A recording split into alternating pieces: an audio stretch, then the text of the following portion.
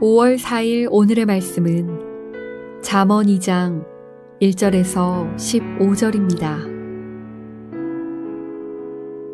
내 아들아, 내가 만일 나의 말을 받으며 나의 계명을 내게 간직하며 내 귀를 지혜에 기울이며 내 마음을 명철에 두며 지식을 불러 구하며 명철을 얻으려고 소리를 높이며 은을 구하는 것 같이 그것을 구하며 감추어진 보배를 찾는 것 같이 그것을 찾으면 여호와 경외하기를 깨달으며 하나님을 알게 되리니 대저 여호와는 지혜를 주시며 지식과 명철을 그 입에서 내심이며 그는 정직한 자를 위하여 완전한 지혜를 예비하시며 행실이 온전한 자에게 방패가 되시나니 대저 그는 정의의 길을 보호하시며 그의 성도들의 길을 보전하려 하심이니라. 그런즉 내가 공의와 정의와 정직 곧 모든 선한 길을 깨달을 것이라. 곧 지혜가 내 마음에 들어가며 지식이 내 영혼을 즐겁게 할 것이요 근신이 너를 지키며 명철이 너를 보호하여 악한 자의 길과 패역을 말하는 자에게서 건져내리라. 이 무리는 정직한 길을 떠나 어두운 길로 행하며 행악하기를 기뻐하며 악인의 패역을 즐거워하나니 그 길은 구부러지고 그 행위는 패역하니라.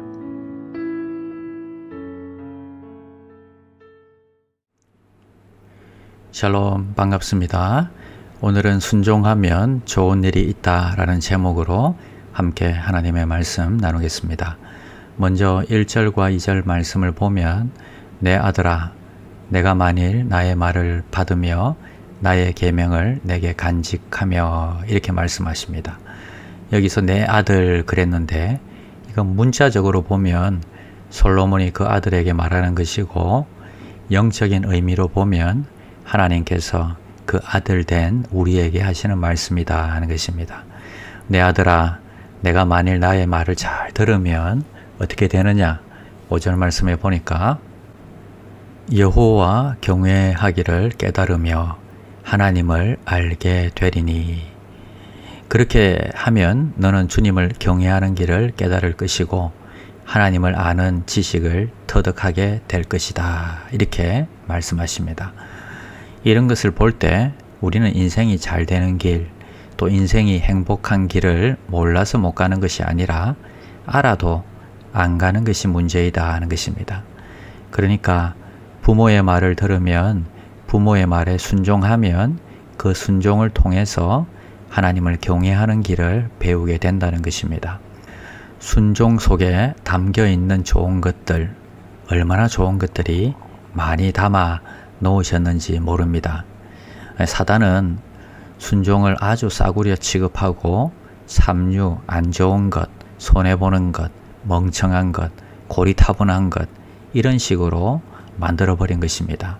사단은 계속 순종하는 대신에 우리에게 불순종을 부추기고 있습니다. 순종 대신에 내 목소리를 높여라고 가르칩니다. 사단은 하나님의 말씀을 뒤집지만 오늘 말씀은 우리에게 뭐라고 가르칩니까? 순종하면 내가 하나님의 경외하는 길을 깨닫게 되고 순종하면 내가 하나님을 아는 지식을 터득하게 되고 순종하면 9절에서 모든 선한 길을 깨닫게 될 것이다 말씀하십니다.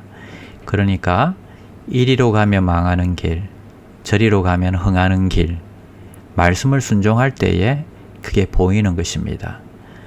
순종하면 평안하게 밤에 잠자리에 들 수 있는 것입니다.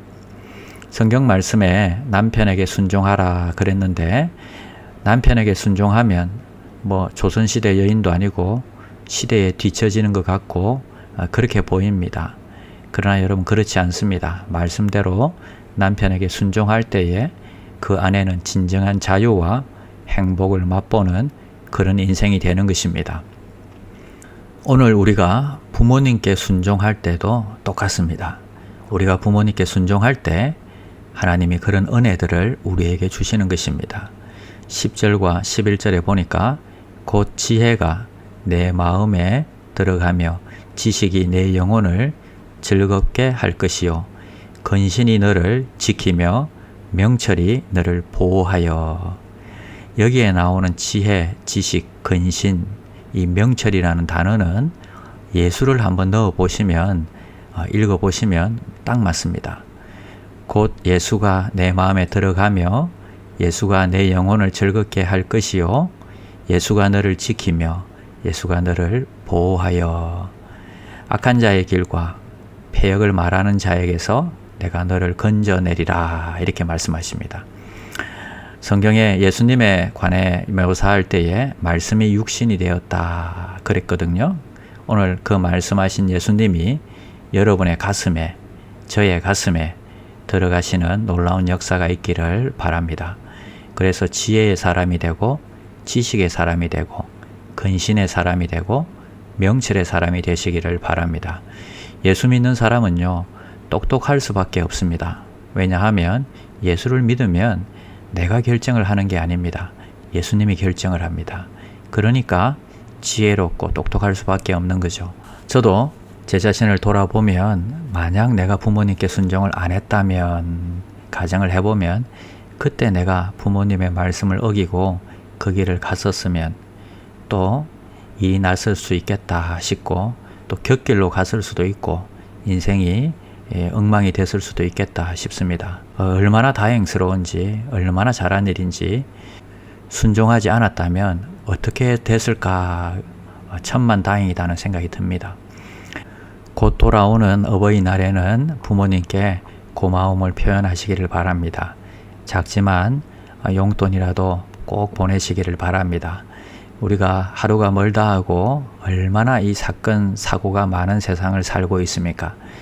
이런 세상에 우리가 정말 안전하게 살기를 원하시는 분이 있습니다. 누굴까요? 우리를 위해서 가장 또 간절하게 기도해 주시는 분이 누구겠습니까? 우리에게 순종할 수 있는 부모님이 계신 것에 대해서 감사합시다. 한 가지만 기억했으면 좋겠습니다. 순종하면 반드시 좋은 일이 생긴다. 그것이 부모님이든 하나님이든 말씀이든 성령님이든 반드시 순종하시기를 바랍니다. 기도하겠습니다. 순종하면 좋은 일이 생기는 것을 말씀을 통해서 알게 하셔서 감사합니다. 몰라서 못하는 것이 아니라 우리가 부족해서 순종하지를 못합니다. 부모님과 하나님의 말씀에 또 성령님께 순종하는 하루가 되게 하여 주시옵소서. 예수님의 이름으로 기도드립니다. 아멘. 1. 오심 기도.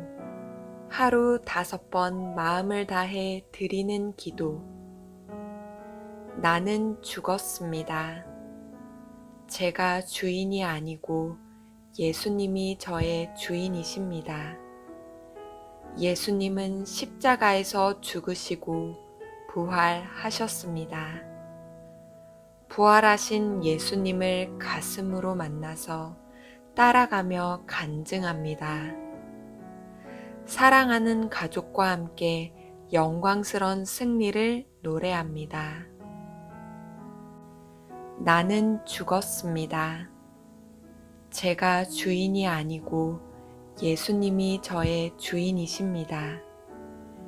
예수님은 십자가에서 죽으시고 부활하셨습니다. 부활하신 예수님을 가슴으로 만나서 따라가며 간증합니다. 사랑하는 가족과 함께 영광스러운 승리를 노래합니다. 나는 죽었습니다. 제가 주인이 아니고 예수님이 저의 주인이십니다. 예수님은 십자가에서 죽으시고 부활하셨습니다. 부활하신 예수님을 가슴으로 만나서 따라가며 간증합니다.